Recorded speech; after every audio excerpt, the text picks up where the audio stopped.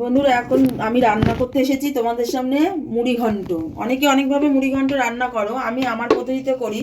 অবশ্য এই মুড়ি ঘন্টটা কিন্তু অনুষ্ঠান বাড়িতেও রান্না হয়। কড়াইতে তেল দিয়ে দিলাম প্রথমে। তেলটা গরম হয়ে গেছে, হাতটা সরাবো না, হাতে তেল ছিটে যাবে। এবার মাছের মাথাগুলো একসাথে দিয়ে দেবো ভাজার জন্য। বাবা যা ফাটছে, কি ফাটছে দেখো বন্ধুরা, কি আওয়াজ হচ্ছে। থেকে থেকে মাছের মাথা ভাজতে লাগছে।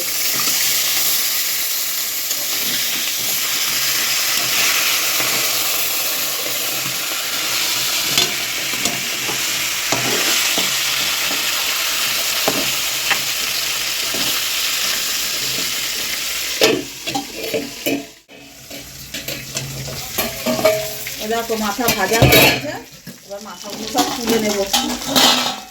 এই ফাটবি না, দুষ্টুমি করিস না কিন্তু, হাতটাকে পুড়িয়েছিস আমার। দেখো আমি মাছের মাথার সাথে কথা বলছি, দেখো ওরা কথা শোনে না। এখন আর ফাটলো না।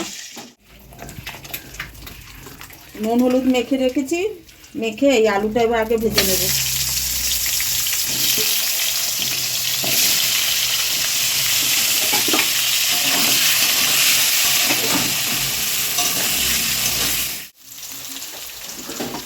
আলুটা ভাজা হয়ে গেছে, এবার আলুগুলো তুলে নেব।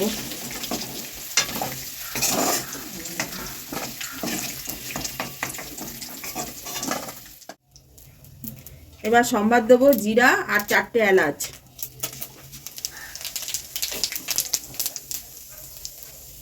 এর মধ্যে দিয়ে দেবো এই কাপে রাখা গোবিন্দভোগ চাল। চালটা আমি কিন্তু ঘষে নিয়েছি কাপড়ে, সেটা তোমাদের আর দেখাতে পারিনি।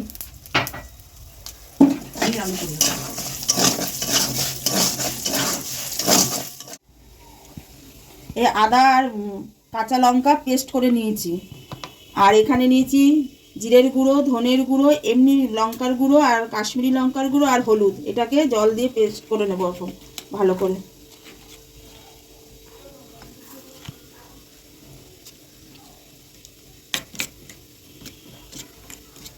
গুলে নিয়েছি।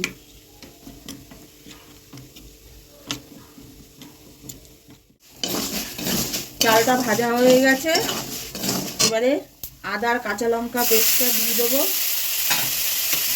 তার সাথে এই মশলার পেস্টটাও দিয়ে দেবো। বাকি ধোয়া জল দেবো একটু।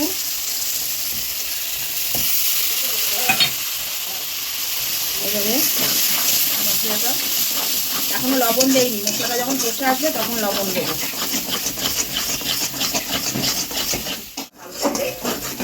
মশলাটা কষানো হয়ে গেছে, এবার লবণটা দিয়ে দেবো।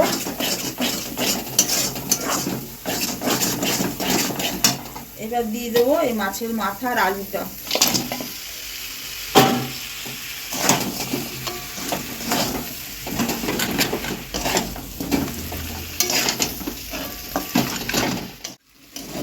কষানো হয়ে গেছে, এবারে জল দিয়ে দেবো।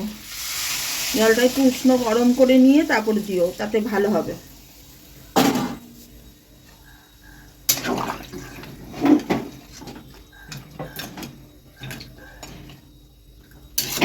দেখো অনুষ্ঠান বাড়ির মতন কালার এসেছে না বন্ধুরা?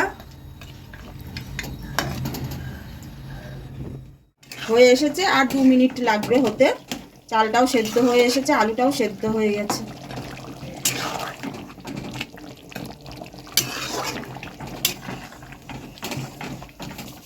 হয়ে গেছে মুড়ি ঘন্টটা। এবার গরম মশলা গুঁড়ো দিয়ে নামিয়ে ফেলবো। একটু ঝোল রাখলাম, কারণ ঠান্ডা হয়ে গেলে পুরো শুকিয়ে যাবে, তাই ঝোলটা রেখে দিলাম। হয়ে গেছে মুড়ি ঘন্ট, এবার নামিয়ে ফেলবো।